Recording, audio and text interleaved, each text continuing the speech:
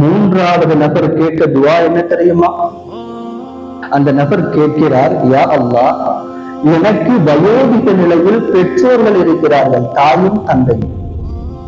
என்னுடைய ஆடுகளிலிருந்து பாலை கறந்து வந்து இரவு நேரத்தில் என்னுடைய பெற்றோர்களுக்கு கொடுத்து அவர்களுடைய பசியை தீர்த்த பிறகுதான் என்னுடைய மனைவி மக்களுக்கு கொண்டு கொடுப்பேன். ஒரு நாள் நான் நீண்ட தூரம் என்னுடைய ஆடுகளை மேய்த்து சென்றுவிட்டு வந்ததனால் நேரமாகிவிட்டது. என்னுடைய பெற்றோர்கள் தூங்கிவிட்டார்கள்.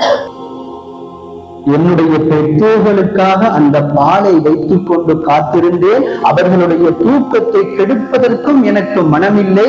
அங்கே என்னுடைய குழந்தைகள் பசியால் அழுது துடித்துக் கொண்டிருக்கும் சத்தம் எனக்கு கேட்டுக்கொண்டிருந்தது. என்னுடைய மனைவி பசி, என்னுடைய பிள்ளைகள் பசியால் அழுது கொண்டிருந்தார்கள். ஆனாலும் என்னுடைய பெற்றோர்களுக்கு கொடுக்காமல், அவர்களுடைய வயிற்றை நிரப்பாமல், அவர்களுடைய பசியை போக்காமல் என்னுடைய குழந்தைகளுடைய பசி கூட எனக்கு பெரிதாக தெரியவில்லை.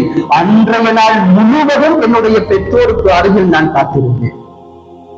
மறுநாள் என்னுடைய பெற்றோர்கள் தூக்கத்தில் இருந்து எழுந்த பிறகு அந்த பாலை கொடுத்து அவர்களுடைய பசியை போக்கி அவர்களுடைய முகத்திலிருந்து புன்முறுகளை பார்த்த பிறகுதான் அந்த பாலை எடுத்து சென்று என்னுடைய குழந்தைகளுக்கு கொடுத்தேன்.